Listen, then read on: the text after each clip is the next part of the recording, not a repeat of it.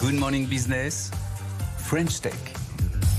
Patrick Joubert, bonjour. Vous avez créé et revendu 3 entreprises dans la tech. Ça va vite parce que là, c'est votre 4e boîte. Celle-ci, elle s'appelle Ripple-Tide. Vous aviez vendu Biamap, Recast.ai, Ponycode. Tout ça a été revendu à des boîtes SAP, Soprasteria. Enfin, c'est des belles opérations. Donc là, c'est votre 4e boîte dans l'intelligence artificielle pour révolutionner la préparation et le suivi des réunions de vente. On va parler de cette nouvelle boîte dans un instant, mais Anthony Morel nous racontait dans sa chronique il y a quelques instants qu'il semblait y avoir un tassement dans l'innovation et l'intelligence artificielle. Est-ce que vous aussi, vous constatez ça ? Bonjour. Écoutez, je pense qu'effectivement, comme toute innovation, il peut y avoir, on va dire, des rythmes qui sont rapides à un moment. Et effectivement, depuis 2 ans, c'était un peu la folie avec l'arrivée de ChatGPT. Et puis là, on attend peut-être un petit peu plus. Moi, je pense que ce n'est que le début de la vague. C'est-à-dire qu'on est vraiment à un point... effectivement, on a l'impression que ça va ralentir, mais je pense que ça ne va pas ralentir. Donc c'est pas le côté, on a déjà tout connu en matière d'innovation, on fait un tassement, c'est le début, on va connaître encore mieux après. Encore mieux. C'est le calme avant la tempête. Ouais, peut-être le calme avant la tempête. En tout cas, nous, on veut y contribuer. Profitons de ces quelques secondes de tranquillité avant de repartir dans une nouvelle vague. Donc, votre nouvelle boîte, ça s'appelle Ripple-Tide. L'objectif, c'est de faire gagner du temps aux commerciaux. C'est quasiment plus qu'un assistant, c'est-à-dire que vous pouvez parler avec, il peut intervenir dans des réunions. Là, on est vraiment sur le compagnon de travail.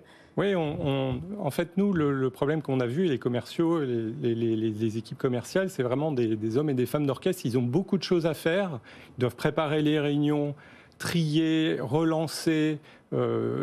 C'est vraiment une charge mentale qui est importante. Imaginez, vous avez 50, 60 relations clients à avoir au quotidien. Et donc, nous, on souhaitait les accompagner. Et donc, comment on peut faire ? Nous, déjà, premier sujet, on va les aider à préparer les réunions. Et puis souvent, aujourd'hui, on le voit, il y a des compagnons qui s'invitent dans vos visios.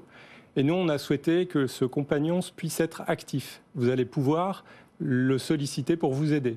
Et voilà. Et donc ça, c'est des innovations qu'on va voir de plus en plus, qui vont être du temps réel pour interagir. En lui demandant quoi alors concrètement ? C'est-à-dire qu'on connaît jusqu'ici les outils quand on est en visio de retranscription, de résumé aussi de la visioconférence. Il y a des outils assez perfectionnés d'ailleurs dans ce domaine-là. Oui. Là, qu'est-ce que votre coéquipier, votre agent va faire en plus ? Imaginez par exemple que vous êtes avec un prospect et que vous avez un catalogue de produits. Nous, on a un de nos clients comme ça où il y a 2000 références. Vous ne pouvez pas tout vérifier et tout connaître.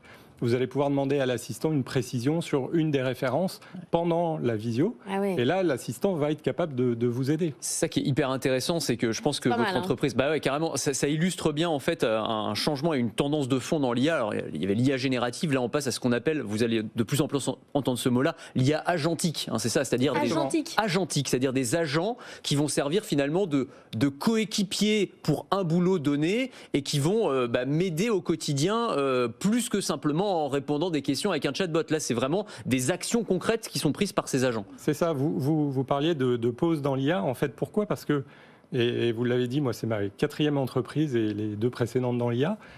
On a eu, là, le ChatGPT qui est, on va dire, les LLM. Et là, on va passer dans l'ère des agents. Et cette innovation va vraiment changer la donne parce que vous allez pouvoir interagir et avoir quelqu'un à qui vous allez pouvoir... demander des choses. C'est le travailleur augmenté, quoi, clairement. Oui, vous allez avoir votre assistant, nous on aime bien assistant ou copilote, qui va être là avec vous au quotidien. Mais vous pouvez tout, c'est-à-dire que là, vous lui demandez clairement un truc précis dans une liste, donc c'est presque facile en fait à aller chercher, mais est-ce qu'il peut vous rappeler vos dernières interactions, les relations que vous avez avec ses clients, parce que parfois vous en avez 90, vous savez plus quoi. C'est exactement l'objectif. Par exemple, vous avez fait une réunion, vous avez le compte-rendu, c'est difficile, donc nous on va faire le compte-rendu détaillé, les choses à faire, et j'ai un de mes prospects qui disait « Ah c'est bien, en fait on avait, Ripple-Tide était là ».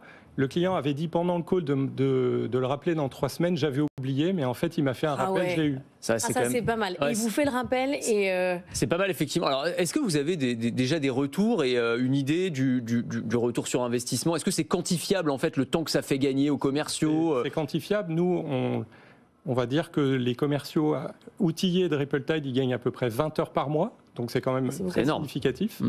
Et sur les taux de gain, donc j'ai des opportunités à gagner. On a entre 15 et 30% de win rate supérieur, donc les gens vont avoir plus d'activités commerciales.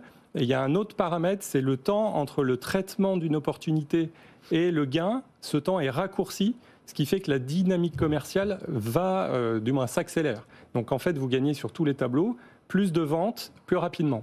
Comment vous fonctionnez, vous, en tant qu'entrepreneur? Parce que vos boîtes, bon, alors c'est toutes de la tech, mais à chaque fois, c'est pour une catégorie différente. Vous cherchez des cas d'usage et après, vous créez une boîte. Vous rencontrez quelqu'un qui vous dit « j'ai un problème ». Ça marche comment? C'est une bonne question. En fait, moi, je mixe deux choses. C'est à chaque fois, j'ai une vision, intuition, et depuis plus de 15 ans dans la tech, qu'est-ce qui manque aussi dans la technologie, mais toujours l'appliquer à un cas concret. C'est-à-dire, on ne fait pas de la technologie pour la technologie, c'est pour aider quelqu'un. Et nous, vraiment, la mission de Ripple-Tide, c'est d'aider à gagner de la productivité pour les entreprises, mais aussi gagner en performance commerciale. Et je pense qu'en cette période, on a vraiment besoin de ça. Et en vous basant sur des outils existants, j'imagine que vous n'avez pas créé les modèles de langage qui permettent de comprendre et de retranscrire. Non, on s'appuie sur les modèles de langage existants. Par contre, notre innovation, c'est de les adapter pour des cas d'usage qui sont très précis. Et au-dessus de ça, on a créé ce qu'on appelle un modèle quantitatif. C'est modéliser les ventes, c'est quoi une vente et comment emmener et maximiser les chances de gain pour être j'ai une opportunité à traiter et je veux gagner, et quelles sont les actions à faire. Et ça fera partie de l'innovation que Ripple-Tide va apporter, qui rejoint l'agentique, c'est proposer des actions. Donc on va être à l'ère où l'IA va être en mode action. L'intelligence artificielle agentique. Voilà, j'ai appris un truc ce matin. Vous l'aurez entendu en premier sur BFM Business. Ici sur BFM Business. Patrick Joubert, merci d'être venu ce matin dans la matinale de l'économie.